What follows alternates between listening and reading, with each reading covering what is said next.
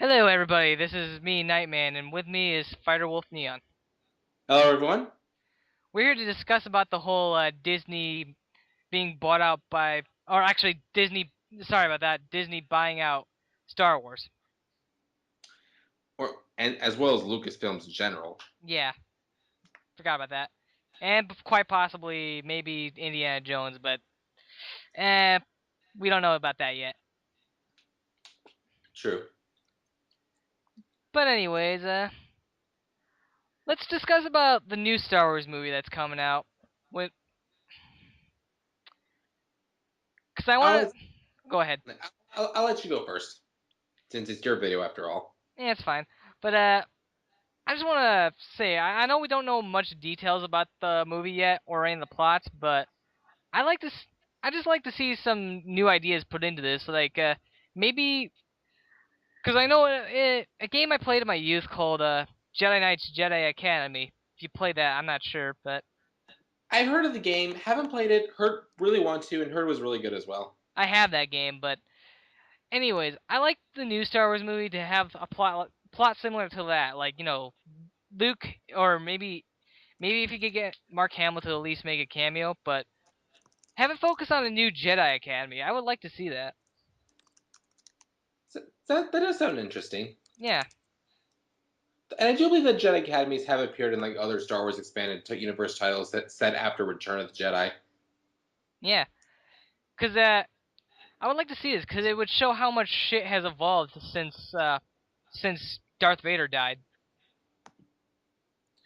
Well, now, first off, I do have some skepticism on the idea of a sequel trilogy.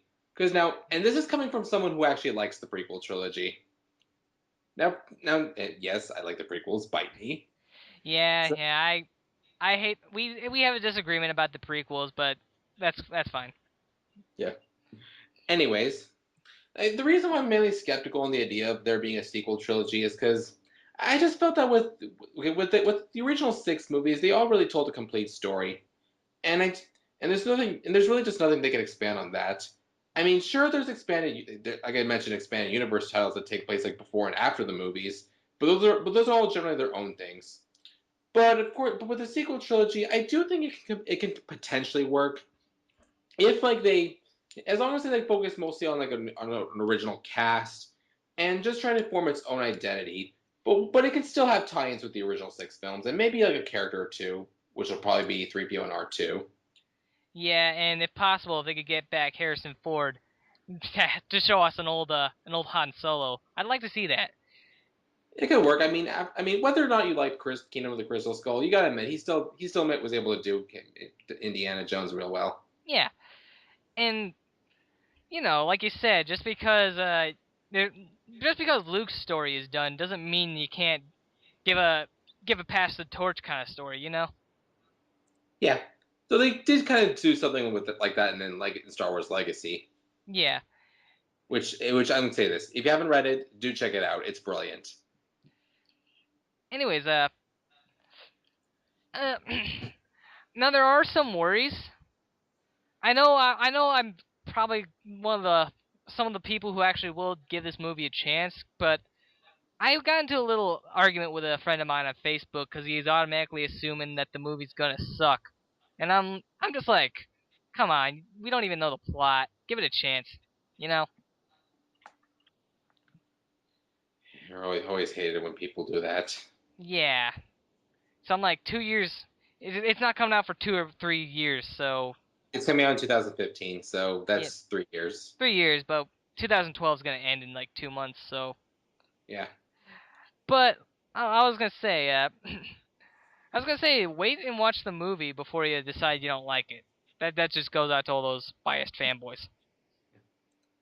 And one thing that also came to mind is, Am I the only one who thinks it's a little unusual that they're choosing to release in 2015, like the same year that they're re-releasing A New Hope in theaters? I'm gonna have to have the assumption that maybe the 3D versions of those movies must have gotten canceled or something. No, no, they haven't. Huh? I'm a little surprised about that. Because had they canceled it, they would have. I mean, they would have like announced it, and plus they already did re-release Phantom Menace last spring. So I doubt they would like stop it abruptly, Hmm. especially since the trailer is already advertised that they will be releasing all six movies yearly. Yeah, which I don't know. What I just hope that maybe since Lucas no longer has his greedy hands on the films, maybe we could get like a Blu-ray release of the movies untouched. Cause I fucking hate those re-releases. I will say that with the re-releases, I mean, okay, now, well, man, they're Lucas's films. He can do what he want with them, but I do feel that doing altering them a little too much does get a little redundant. But I will say that okay, the 1997 editions, okay, even though I don't approve of everything in there, there were some things I did like, and I do have nostalgic feelings for those versions because they were how I was introduced to Star Wars. Saw them Eh. when they were released in theaters. Well, the 1997 editions are okay because all they really did was enhance the video and started the whole Guido shooting first thing. Yeah, which I'm just gonna say this. Did Han shot first? Did Greedo shoot first? My answer: who cares? In the end, Han still kills Greedo.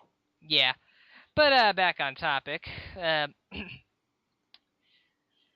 let's see. What else could we discuss? Like many things that we could be worried about because my worries. I'm not like 100% worried about this, but I just hope Disney doesn't tone down everything. I highly doubt they would tone it down. I mean, because Yeah, well, first, if you notice, a lot of the recent live action films have been a lot more dark compared to their older ones. yeah, and plus, remember when they bought out Marvel and how we were all worried? Oh, they're gonna kidify characters like the Punisher and all that. And look what happened. They didn't really do anything.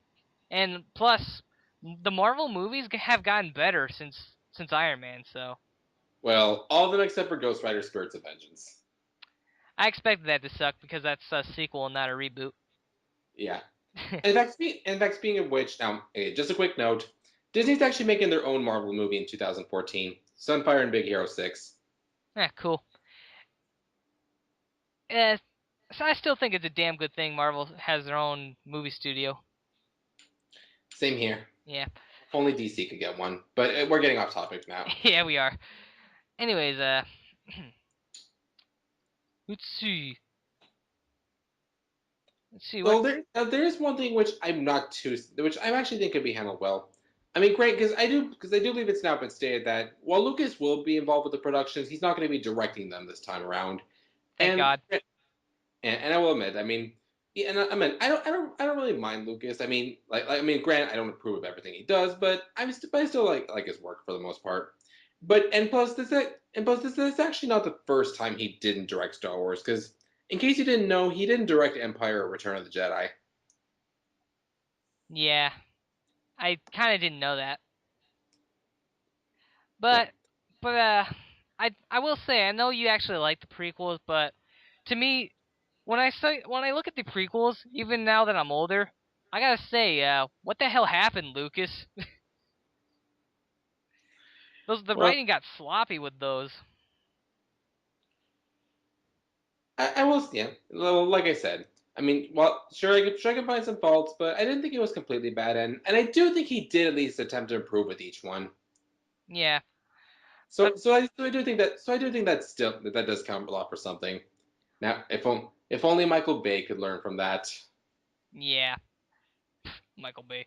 But anyways, unfortunately though, Star Wars episode 3 still had some of the worst dialogue I ever heard, especially the romance ones. Yeah, but hey, I'm used to bad dialogue. Yeah. Besides, and okay, well, last time we go off topic, just a minor note.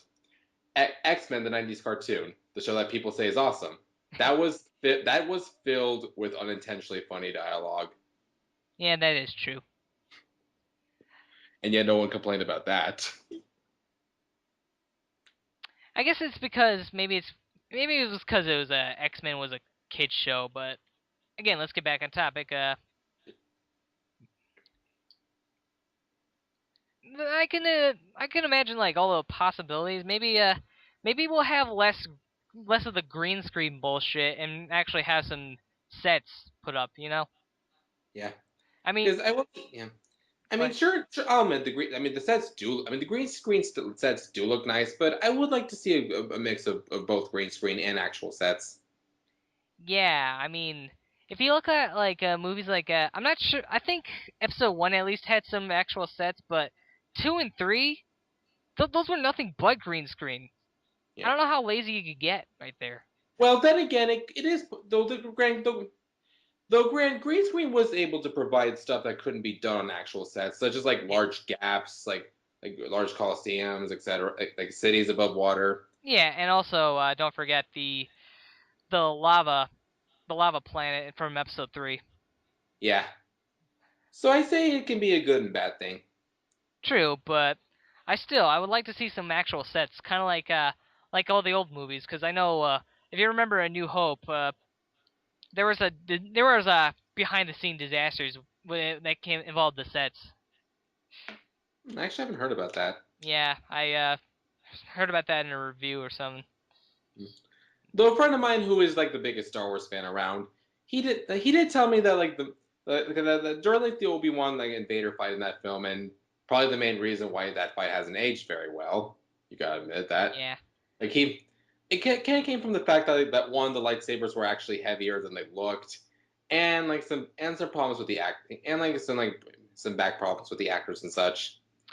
yeah. I mean, on one hand you have an old man, and on the other you got a guy in a costume. Yeah. That's got to be I, hard. Yeah. Though of course, since the budget for Empire Strikes Back was improved, they were able to like get like a they were able to use like a younger actor and a stunt double for Vader. The stunt double died recently though, sadly. Oh, Yeah. God rest his soul. Mhm. Anyways, I hope to see like a more memorable villain this time around, cause I don't know, like I even though as much as I hate episode one, I gotta admit Darth Maul was probably the best character that came out of that movie. Yeah.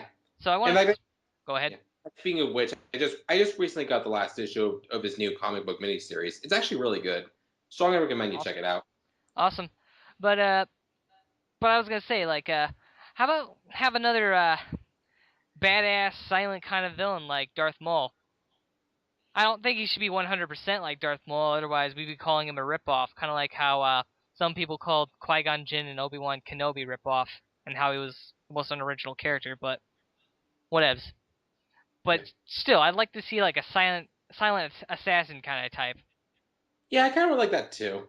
I mean, in fact, I do think that was like a lot of that was a lot of the charm that Darth Maul had. I mean, Yeah. he not much dialogue, yet you can tell how much of a threat he was. Yep. Of course, he's not really silent anymore in the recent stuff, but even so, I still think they managed to do a good job with the character. But like I said, like I think it will be interesting to have like a new villain be like like Maul, like silent but deadly. Yep. Speaking of that, I kind of don't approve the idea of bringing Darth Maul back to life in the Clone Wars episodes, but whatevs. Well, yeah, But yeah. I'll admit it was something I was skeptic. It was something I was wondering, but at the same time was just anticipating because it did look interesting, and they've actually done a really good job with that. I haven't watched it, but still, like, there's no way he could have survived that fall. Well, this is how he survived was actually explained in the book Star Wrath of Darth Maul, which I have yet to read, but heard was pretty good. Hmm. That book reveals how exactly he survived. With the TV series and the recent comic I just told you about, like picking up Yeah, after. Though of course, as you can tell, he no longer has his legs, though. that's true. Yeah. Let's see. Let but I mostly say that though that I want a silent but deadly type of villain is because well Count Dooku was fucking lame. I actually did like Dooku. Yeah. Plus, he's played by Christopher Lee. I mean, I freaking love Christopher Lee. Well, can't argue there. Christopher Lee is a pretty brilliant actor, but Dooku kind of to me the character was kind of bland. Oh, let me think what else to say. Oh, and how's it really maybe with like the and how's it maybe with like the sequel trilogy? I mean, Grant, because Grant, while it has been announced that it's not going to be an adaptation of any expanded universe stuff, so we can't expect an adaptation of the Thrawn trilogy at all. Hmm. There's, I still think like maybe they could do something, maybe have it set around the time of Legacy, like maybe afterwards or shortly before, where they can maybe like implement like several, like have like cameos by several characters from that series or not